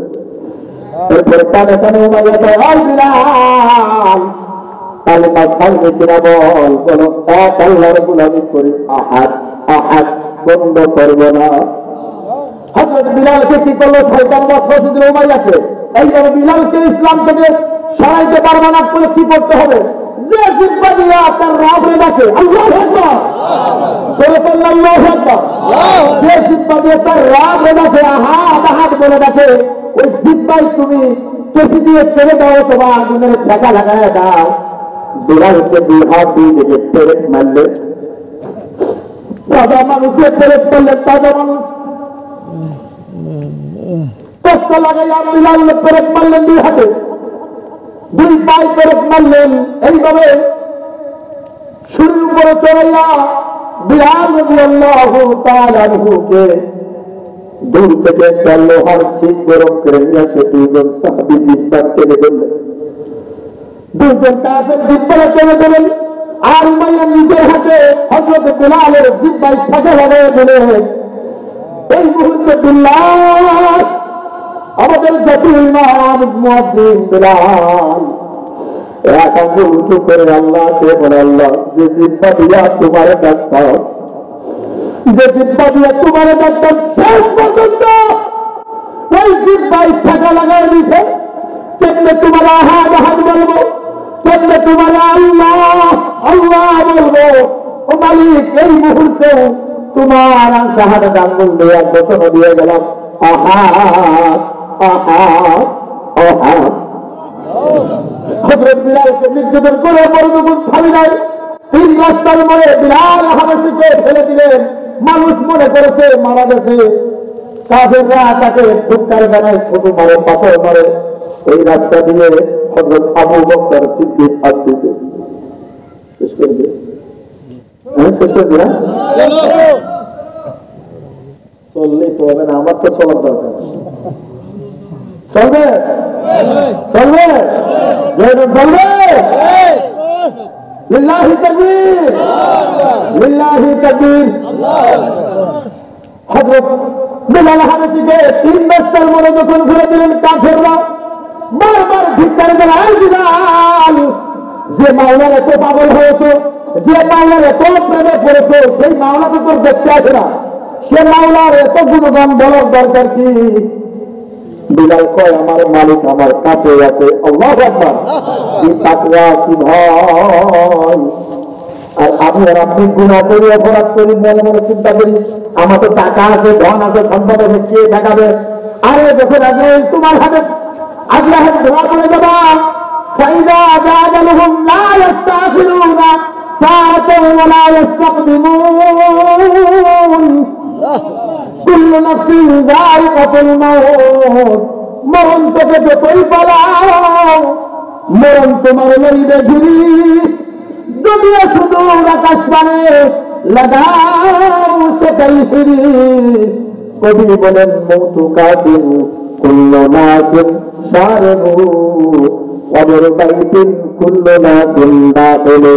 নবীজি বলেন, আল কবরু রাওযাতুন মিন রিয়াদিল জান্নাহ আও হুফরাতুন মিন হুফারিন নার। কবর হবে কারোর জন্য জান্নাত, আবার মুনাফিক আল্লাহর বিরোধী যারা করবে তাদের জন্য হবে জাহান্নাম। হযরত বিলাল হাবেশী এই অবস্থায়, কোন অবস্থায় তিন রাস্তায় মোড়ে পড়ে আছে, কাফেররা খুঁটু মারে, পাথর মারে, ধিক্কার জানায়। ওই রাস্তা দিয়ে হযরত আবু বকর আসতেছে। আবু বকর বলে, কে এখানে কে আছে? যে দেখে বিলাল হাবেশী মৃত্যু সজ্জন। হযরত আবু বকর বিলালকে চিনে ফেলেছে, বিলাল আবু বকরকে চিনে ফেলেছে। এই আবু বকর, তুমি তো নবীর সাহাবী? হ্যাঁ হ্যাঁ, আমার মনে হয় বাঁচতে আর পারবো না, যেভাবে আমাকে অত্যাচার করেছে আমার এই কথাগুলি নবীর কানে পৌঁছাই দিবা।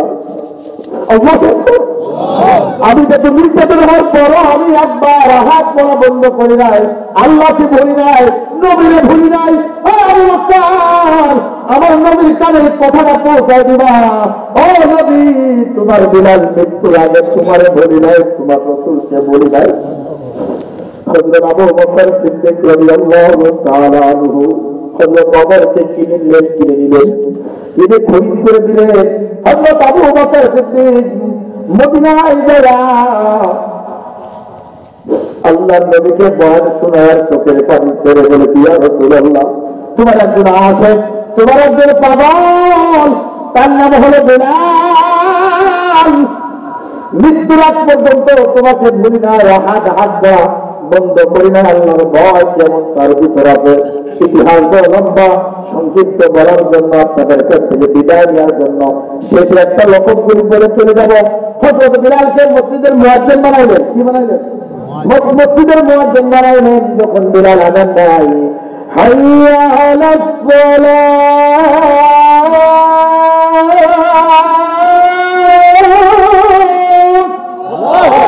যখন বিলাল হাবশী আযান দেয়, প্রত্যেকটা আযানের শব্দ আরশে আজিম পর্যন্ত পৌঁছায় যায়।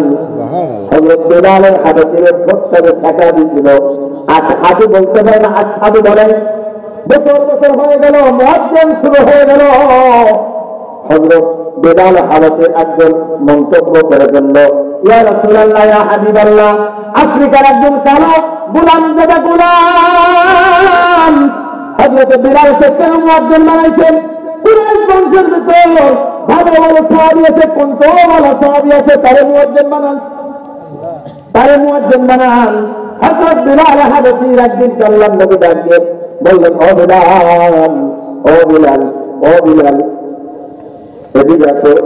নবীজি ডাকলেন, ডাকার পরে বললেন, আগামীকাল থেকে তুমি আর ফজর আযান দিবা না, তুমি আযান দিবা না, আমরা নতুন একটা মুয়াজ্জিন রাখবো। হযরত বিলাল রাদিয়াল্লাহু তাআলা মসজিদের কোনায় বসিয়া কাঁদতে আর বলে, আল্লাহ, আমার কেন তুমি গোলাম দেবা গোলাম বানাইছো? কেন তুমি আমার এই জিহ্বায় ছাকা লাগাইছো? যদি জিহ্বা ভালো থাকতো তোমার নামটা বলতাম, আর আবদান সুন্দর হইতো, সবাই আমার মহব্বত করতো। আমার তো কোনো দোষ নাই।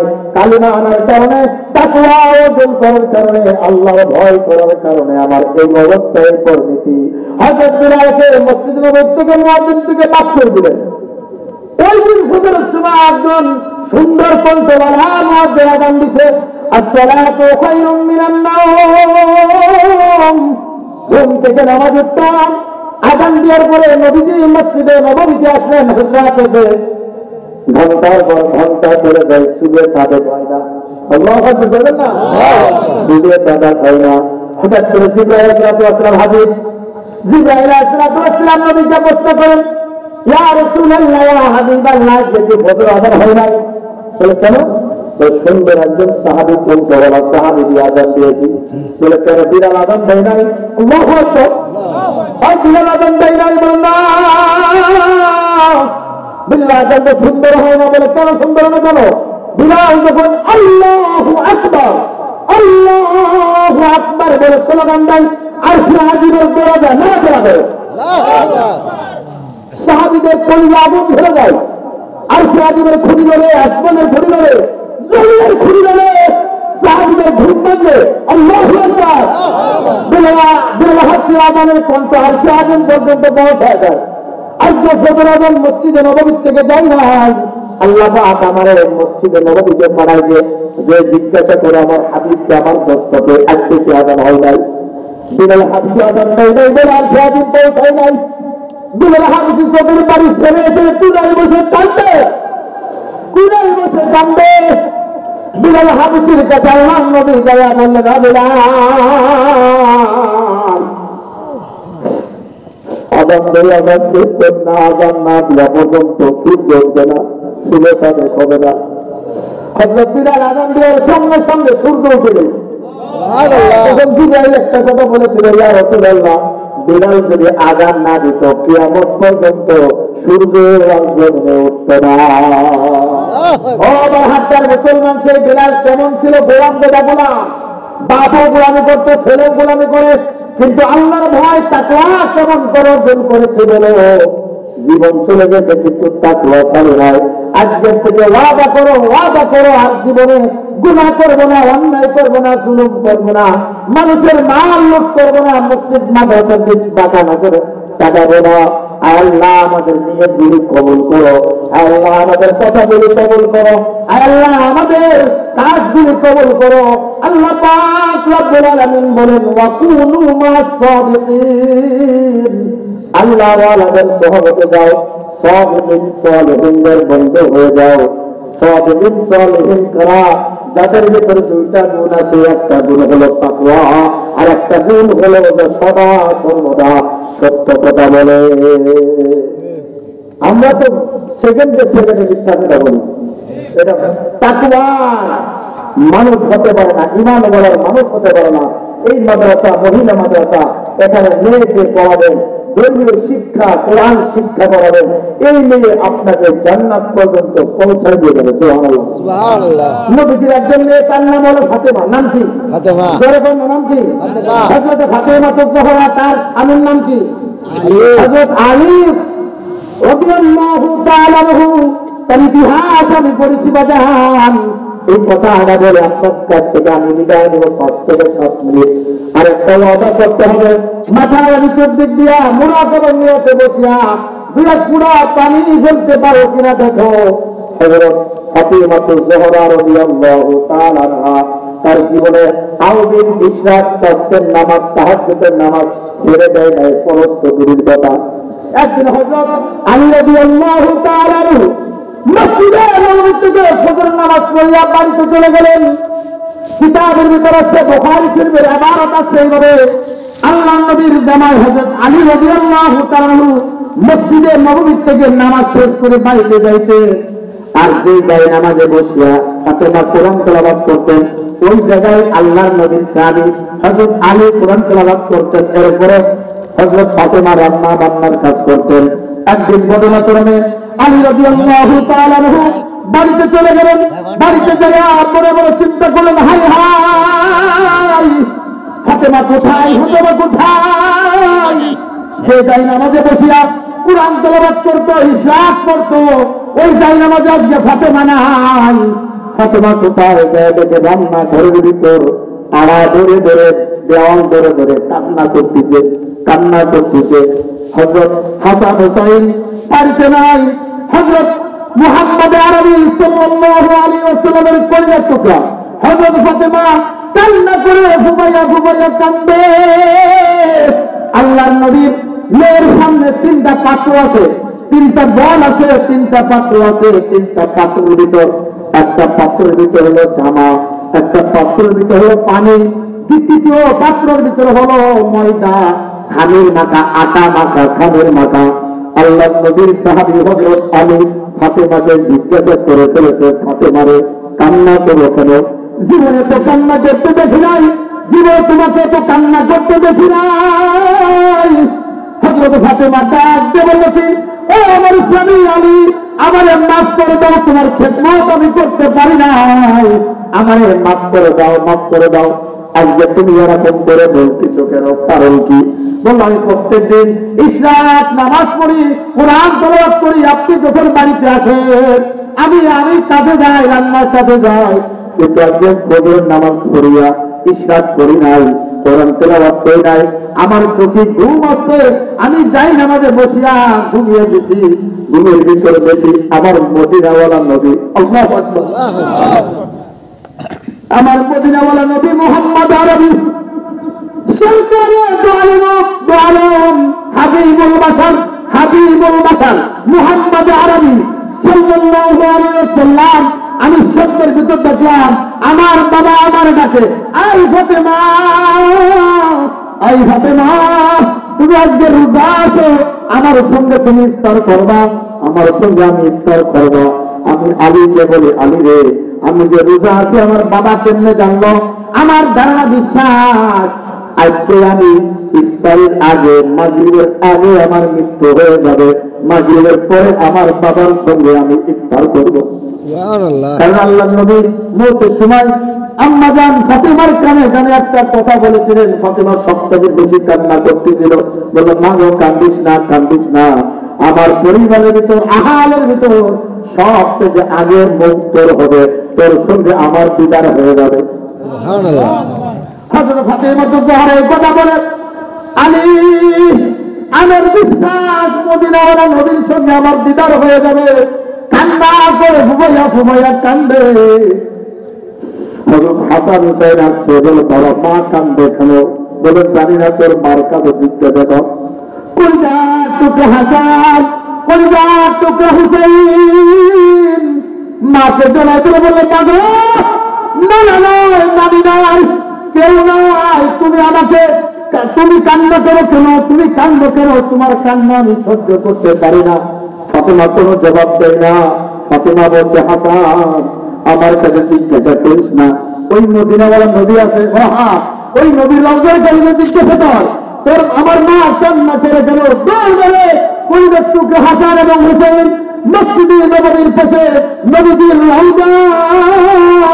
রওজার কাছে দাঁড়াইয়া দাঁড়াইয়া কান্দে আর বলে ইয়া রাসূলুল্লাহ, নানা আমার মা কান্দে কেন? আমার মা কান্দে কেন? কিছু করে না। বলছে তোমার নানার কাছে জিজ্ঞাসা করো, নানা কান্দে কেন বলো। জীবনে এরকম কান্না করতে দেখে নাই। এইবার মদিনাওয়ালা নবী গায়ের থেকে আওয়াজ দেয়, হাসান বাড়ি যা, বাড়ি যা। মায়ের সারা জীবনের মতন দেখালে, মায়ের সারা জীবনের মতন দেখালে, আর মাকে দেখতে পারবি না, মা করে দেখতে পারবি না। হাসান হুসাইন বাড়িতে চলে আসছে, এসে মারে জড়াই করে বললো বাবা, নানা বলেছে তোমার সারা জীবনের মতন দেখা দিতে, আর মাকে পাবো না, তাহলে যে তুমি কি নানার কাছে চলে যাচ্ছ? মা আমার কে আদর করবে, কে আমার বাপ খাওয়াই দেবে, কে আমার চুমু দিবে? ও যুবক, যার মা নাই, যার বাবা নাই, তাদের দেখো তাদের চোখের কোটাই পানি।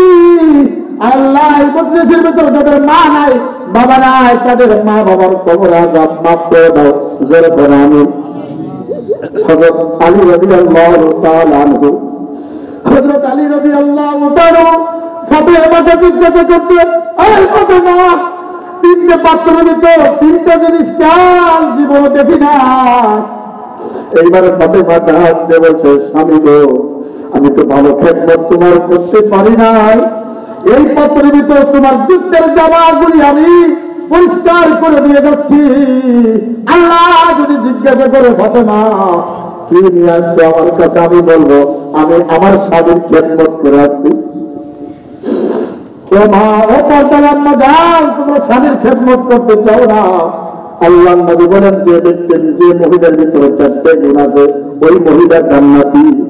এক নম্বর হলো 5 ওয়াক্ত নামাজ, রমজান মাসে রোজা, আর হলো স্বামীর খেদমত করা, আর একটা হলো নিজের লজ্জাস্থানে ইবাদত করে রাখা।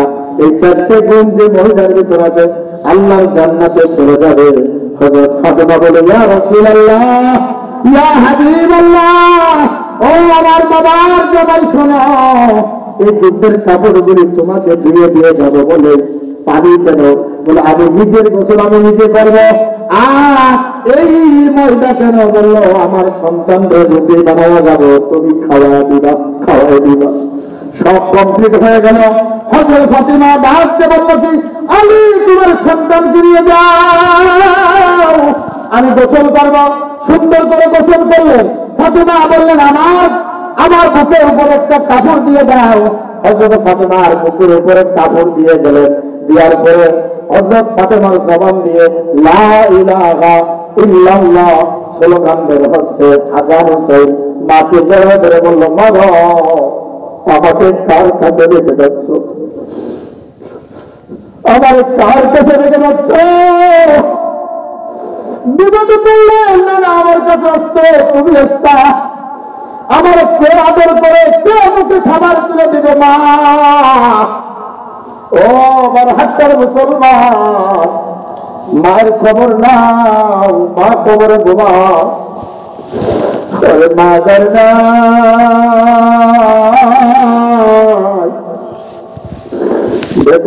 যার মা বাবা বেঁচে আছে, টিভি ঘুমায় যায়, সন্তান ঘুমায় যায়, মা কবুতরের মতন মুরগির মতন দরজার কিনারে বসিয়া বসিয়া আছে।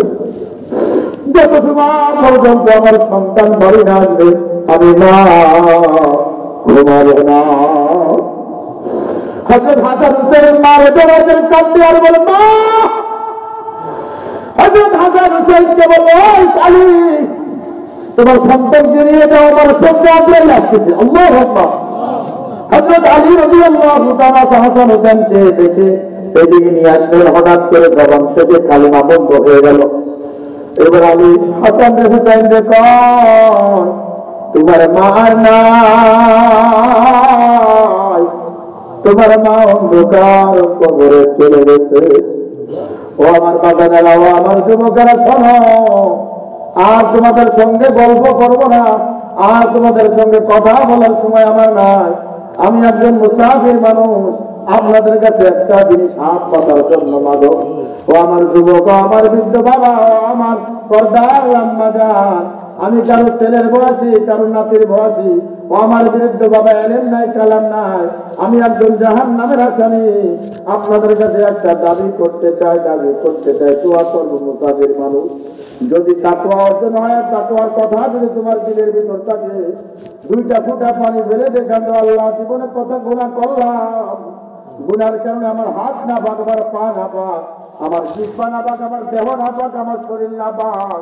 গুনার কথা আমার মা জানে না, আমার বাবা জানে না, আমার